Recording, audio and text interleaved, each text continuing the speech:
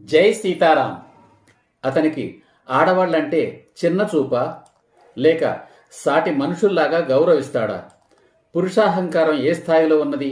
భార్యను కొట్టడం లాంటి అనాచారాలపై అతని అభిప్రాయం ఏమిటి అనే విషయాలు ముందుగానే తెలుసుకోండి. కారణం ఏదైనా భార్యను కొట్టే హక్కు భర్తకు లేదు. భార్యను కొట్టడం మగతనం కాదు. భార్య అంటే బానిస అనే భావన ఉన్నవాడికి నో చెప్పండి. వాడి కర్మకాలి ఎప్పుడైనా మిమ్మల్ని కొడితే అతనిపై గృహహింస కేసు పెట్టి జైలుకు పంపుతానని చెప్పండి. జైలు నుంచి వచ్చాక మళ్ళీ కాపురం చేసుకుందామని చెప్పండి. లేదా అతని బంధువులందరినీ భోజనాలకు పిలిపించి వాళ్ల సమక్షంలో అతని చెంప పగలగొడతానని చెప్పండి. అనంతరం కాపురం చేసుకుందామని చెప్పండి. అంతేగాని అలిగి పుట్టింటికి వెళ్ళిపోవడం పాతకాలం పద్ధతి. అలా ఎప్పటికీ చేయనని చెప్పండి. అందుకు అంగీకరిస్తేనే పెళ్లికి ఒప్పుకోండి.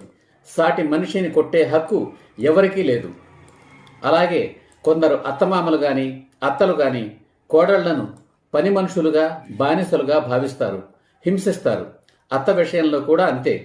ఆ విషయంలో స్త్రీలకు ప్రభుత్వము చట్టాలు ఏర్పరిచిన రక్షణ వ్యవస్థల గురించి, అంటే గృహహింస చట్టం గురించి అతనితోనే కాదు, అతని తల్లిదండ్రులతో కూడా చర్చించుకోండి.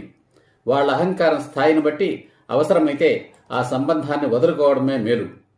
తరువాత బాధపడి ప్రయోజనం లేదు. ఒకవేళ నీవే కనుక సంపాదిస్తూ ఉంటే నీ సంపాదన మొత్తాన్ని మీ తల్లి పేరుతో బ్యాంకులో ఒక అకౌంట్ తెరిచి అందులో వేయండి. మీ జీతం మీ అకౌంట్లో పడిన వెంటనే మీ తల్లి అకౌంట్లోకి ట్రాన్స్ఫర్ అయ్యేలా ఏర్పాటు చేసుకోండి. మీకు కావలసినప్పుడు ఆమె అకౌంట్ నుండి మీ అకౌంట్కు ట్రాన్స్ఫర్ చేయించుకోండి. మీ డబ్బుకి మీ తల్లిని మించిన రక్షకులు లేరు. అలా చేయడం మీ తల్లికి మీ మీద, మీ సంపాదన మీద సాధికారత, అంటే నిజమైన మహిళా సాధికారత. ఎందుకంటే మీరు మొదట మీ తల్లి ఆస్తి కనుక.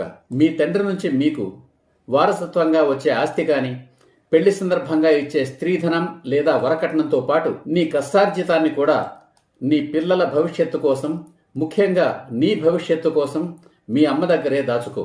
అమెరికాలోని వాళ్ళు ఎవరి సంపాదన వాళ్లే ఖర్చు పెట్టుకుంటారట. అదేం దిక్కుమాలిన ఆచారమో ఏమో. మన హిందూ మతంలో మాత్రం భార్య పిల్లల అవసరాలు తీర్చవలసిన బాధ్యత భర్తదే.